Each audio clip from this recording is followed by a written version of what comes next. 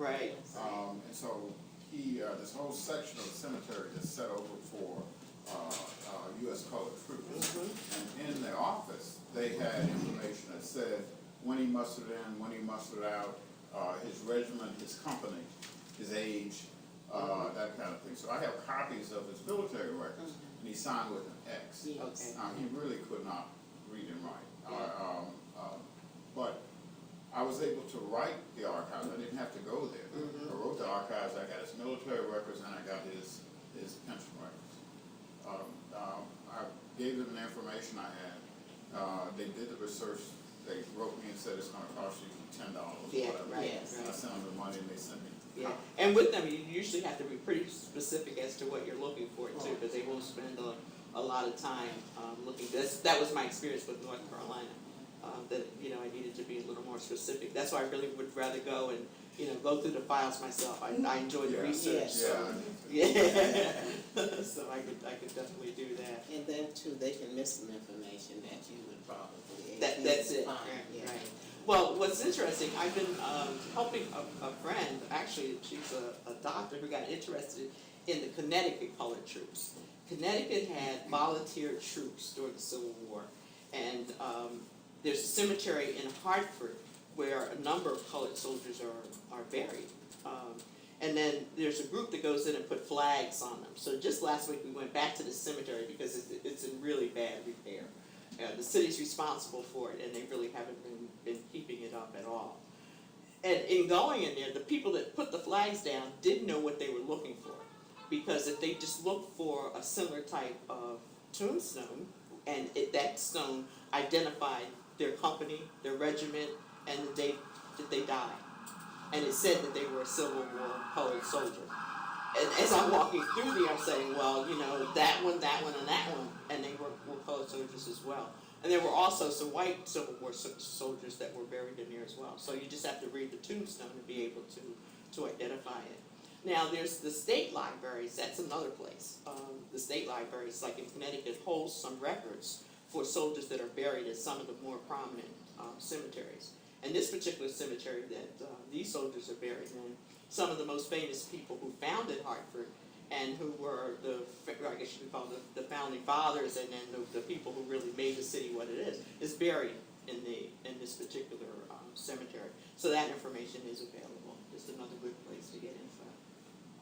The terrorism in the part of the county south I'm from, Natchez, Mississippi, got worse during the 60s, the civil rights movement, but for some reason, I guess it wasn't as bad right after the Civil War, because the family oral history that came down from my great-great-grandfather says that after the Civil War, he and other U.S. colored troops would march in a parade wearing their uniforms in Natchez on the 4th of July. But there came a time when the Klan got to be so powerful that it made it very, very dangerous to do that. Yeah. So we don't, my grandmother saw him in his uniform when she was a little girl, and the story she tells is that he would entertain the children because he could dance. And he could when he was in his 90s, he could jump in the air and click his heels together. So that's where you got that from. Children love it. Yeah. So that's where you got that smooth move from, right? Yeah. Well, what's interesting is that William Singleton lived to be in his 90s as well.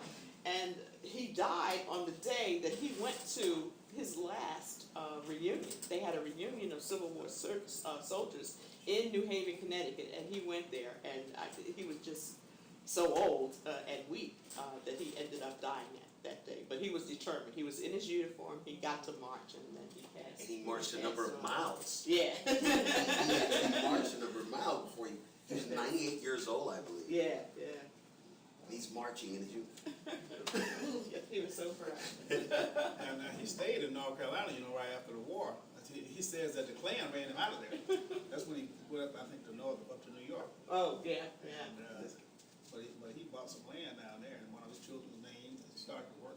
Sort of like a union deal, And the Klan ran him out. Yeah. Okay. Any other questions I could answer? Funeral homes. Oh. Are there any funeral homes There are African American funeral homes that have records. I don't know how far they go back. They might have records. Well, first off, in this particular area, there weren't many African-American funeral homes, and whites still buried blacks, okay? It's a dividing topic in my family, because on my mother's side, the undertaker of choice is white, and we've had many criticisms from family members because we still do that. But this particular funeral home, they had some records, and I've called, but most of their records, they weren't well kept, you know. The same thing with our family cemetery. There is, other than the book that documents who's there up until 1995, there's no record of who else is in that cemetery. So we haven't kept records as well. And the same thing applies on my mother's cemetery as well, where she's buried. There is no record past 95 of who's there. Well, since some of the members were elders of the church, is it possible that The church had records? may have been tied? No. Church records? Good point though, because I did try that, and they didn't have any records. But you know, some funeral homes are better than others in terms of keeping records. So I'm not saying that that's not a place to go, because definitely it is. It's just one of, but you can't get frustrated if you don't find the information there. You know, you just got to go on and try something else. I was able to find out that information on my great-great-grandfather from the funeral home in my hometown. And it's been a black funeral home that's been there since the 20s, and it's still there. They had little blue cards, and you had to go through each little card. Yeah. But I found the card on him, and it told who his survivor was. His original wife had died, and he married a much younger woman, and so she was his wife. So when I saw her name come up again in the pension records, it was a fight over his pension from his grown-up children and his wife. And so I knew who she was because I looked at the records from the funeral home, and it told who she was, and also told who his father and mother was. Yes, yeah. And that went back to his pension records, which says that his master was also his father. Oh. That was in the pension record? I'm sorry? That was in the pension record? That was in the pension That the records. slave, that his master When he was. applied for a pension, he had to say who his parents Right, were. right. And then you compare the pension records to the military records, and what you see is that he and his mother were brought from the Northern Virginia area to the area of Natchez, Mississippi, by his father, who bought this plantation, and that his mother. So he was a trader. Was he a trader? He was a guy named Isaac Franklin.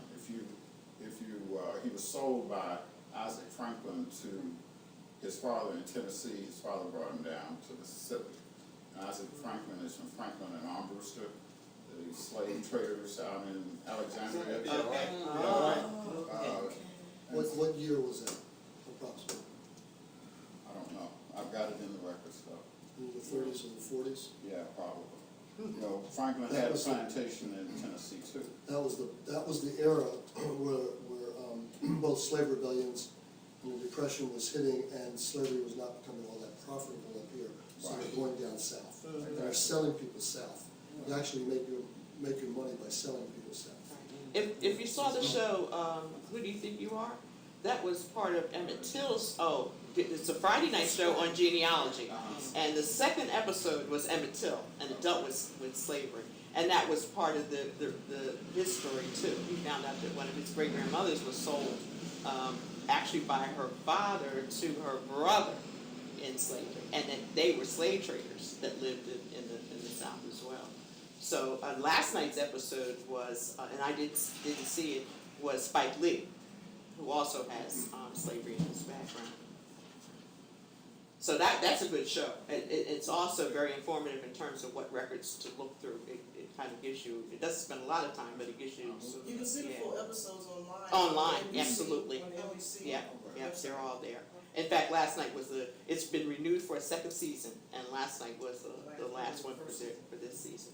But two more records I wanted to say something about. The Freedmen's Bureau's records, which are very informative. When I was at the National Archives, I spent a couple of hours just going through to see what's there.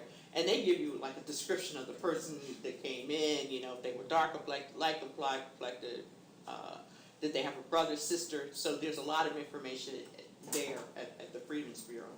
In my particular area, there was a Freedmen's Bureau right there in Beaufort, South Carolina. So I've been looking through those records to see if any of my family members came in for service there. And the other is death records. At Ancestry.com, South Carolina has death records up until, well, they start in like 1912, and I forgot now how long they go. 1952. Yeah. So you could find information. That's how I found out that Dembo's real name was Edward. And then the other grandmother who had two fathers because there were two death certificates that had been filed. So sometimes it adds clarity, sometimes it just may mix up the mix, but at least, you know, that's life. And that's who we are. So the death records, if your state has them, that could be an enormous help in finding out who's related to who. Well, I want to tell you that there are a number of Singletons in Beaufort County, so you really need to look those up. You can go to Ancestry.com. Oh yeah, there are tons of them. In fact, I have a cousin who her name was Singleton. She married a Singleton, Yes. and they swear that they're not related. But it's kind of tough in this little area for them not to have been related. But we'll keep the family stories, that oral history. It says they're not related. Did you find the surname Orr in No. your research? Okay, because there are a lot of Orrs in Jasper County. No. In fact, there are some Delocious Smalls, Yes. and there's another name that, in fact, there are people with that last name buried in our family cemetery, and I'm not sure what that relationship is. But they had to be somehow related. Or they could have been people who, in the area, well, remember, this is a really segregated area, so blacks were not buried in these white cemeteries. And when you go to this Jasper County book, you will take a look and you can almost tell which are the black cemeteries and which ones are the white cemeteries. So during this period, there wasn't a lot of mixing of cemeteries, so you had to have your own spot. In fact, in one of these shows I was telling you about, Emmett Till looks at his white side of the family with their markers and their tombs, and he asked the woman who's working with him, where is his relatives? And she pointed to this field that was next to the cemetery, and that was probably where they were buried there. So you just never know. And then the other issue that's coming up today in South Carolina particularly is that with all of the development, especially like in the Hilton Head area, we're losing these cemeteries because families are not paying their taxes, they lose the land, and then, you know, the golf course comes in, and there you have it. You know, a mansion is plotted in front of these graves. Well, thank you for taking the time to come in and to listen to my story about my great-grandfather, Daniel. Thank you for your